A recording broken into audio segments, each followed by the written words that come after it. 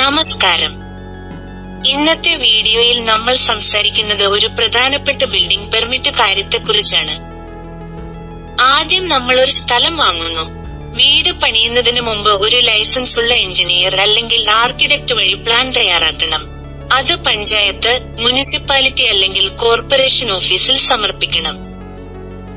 അധികൃതർ സ്ഥലത്ത് വന്ന് വെരിഫൈ ചെയ്യും. അവർ അടയാളപ്പെടുത്തി തരുന്ന സെറ്റ്ബാക്ക്, റോഡ് ദൂരം, അതിർത്തി അളവ് എന്നിവ പാലിച്ചാണ് വീട് പണിയേണ്ടത്. ഇത് പാലിച്ചാൽ നിയമപ്രശ്നങ്ങളൊന്നും ഉണ്ടാകില്ല. പക്ഷേ ബിൽഡിംഗ് പെർമിറ്റ് ഇല്ലാതെ വീട് പണിതാൽ എന്ത് സംഭവിക്കും? ആദ്യമായി അത് അനധികൃത നിർമ്മാണമായി കണക്കാക്കും.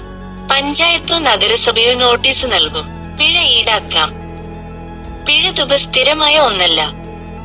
വീട് എത്ര സ്ക്വയർ ഫീറ്റ് ആണ്, ഏത് ഏരിയയിലാണ്, എത്ര നിയമലംഘനം ഉണ്ടായി തുടങ്ങിയതിനെ ആശ്രയിച്ചാണ് കണക്കാക്കുന്നത്.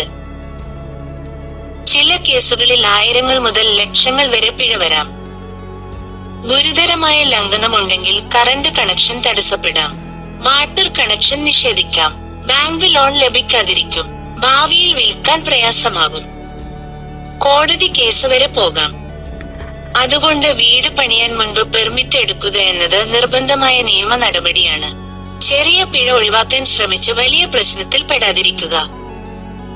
ഇത്തരത്തിലുള്ള നിയമവും പ്രോപ്പർട്ടി സംബന്ധമായ പ്രധാന വിവരങ്ങൾ അറിയാൻ ഭാരത പബ്ലിക് മീഡിയ. ഈ വീഡിയോ കണ്ട് സഹായകമാണെങ്കിൽ ലൈക്ക് ചെയ്യൂ, ചാനൽ സബ്സ്ക്രൈബ് ചെയ്യൂ.